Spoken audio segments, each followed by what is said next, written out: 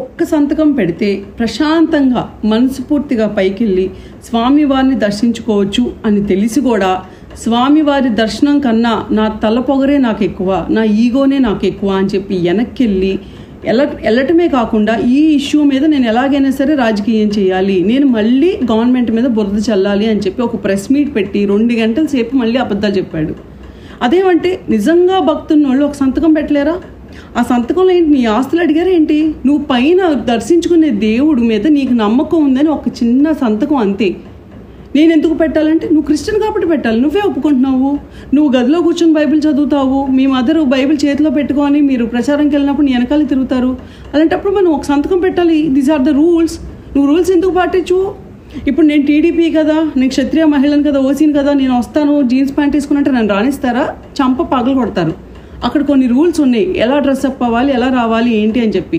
నేనైనా పాటించాలి, ఏ లీడర్లైనా పాటించాలి, ఎవరైనా irrespective of your stature, irrespective of your financial status ఏదైనా సరే పాటించాల్సిందే దేవుడి దగ్గర. శబరిమల ఉంది, ఈరోజు నేను వెళ్ళాలనుకుంటే నేను వెళ్ళగలుగుతానా? వెళ్ళలేను. అదేంటి నేను హిందూనే కదా అంటే అవ్వదు. Every temple has their own rules, set of rules and regulations. I have to respect it and you have to respect it. నువ్వు రెస్పెక్ట్ చేయకుండా, నువ్వు లైన్స్ క్రాస్ చేసి, నీకు డిసిప్లిన్ లేకుండా, మరి what kind of examples are you setting? అంటే విచ్చలవిడిగా బతికేయండి, పర్లేదు, ఇబ్బంది లేదు అని చెప్పి చెప్తున్నావా జనాలకి? అంటే నన్ను విచ్చలవిడిగా ఉండనివ్వట్లేదు కాబట్టి వీళ్ళు తప్పోళ్ళు అంటున్నావా?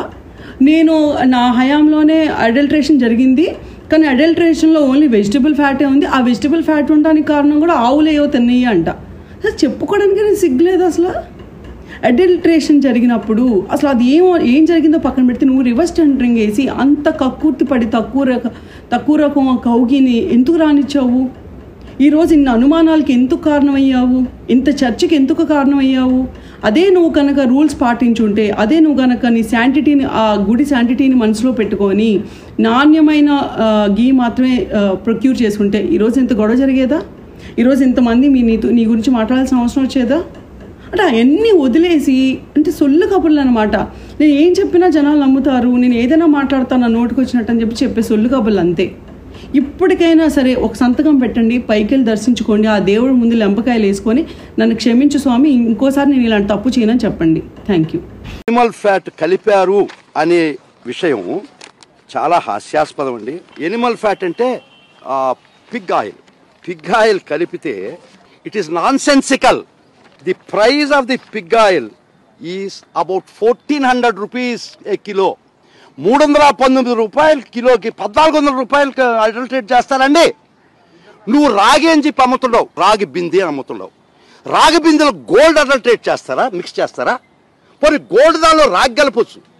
319 రూపాయలు ఇచ్చే నెయ్యికి 1400 రూపాయలు అయ్యే కిలో అయ్యే ఎనిమల్ ఫ్యాట్ కలిపారంటే అసలు ఇది తలలో తెలివి ఉండే ఆలోచనేనా? ఎవరు కూడా మేమేదో అపచారం చేశామనో, లేకపోతే జంతువులు కొవ్వు కలిసినటువంటి ఆహారం తిన్నామనో ఎవరు కూడా బాధపడాల్సినటువంటి అవసరం లేదు. ఇది జంతువులు కొవ్వు కలిసినటువంటి ఆహారం తిన్నామనో, జంతువులు కొవ్వు కలిసినటువంటి ఆహారం తిన్నామనో పోషకాహారం లోపం ఉన్న ఆవులు నుంచి వచ్చే పాలతో తయారు చేసే నెయ్యి. అంటే గ్రామాల్లో మన అనేక పశువులను మనం చూస్తాం, అది చాలా తింటాయి, తినొచ్చి పాలిస్తాయి. ఆ విధంగా ఆవుల నుంచి వచ్చే పాలతో తయారు చేసే నెయ్యి వల్ల, అలాగే ఆవాలు, అవిసెలు, పామాయిల్ లాంటి వెజిటబుల్ ఆయిల్స్, వ్యర్థాల ఆహారంగా ఇచ్చే ఆవుల నుంచి వచ్చే పాలతో తయారు చేసినటువంటి నెయ్యి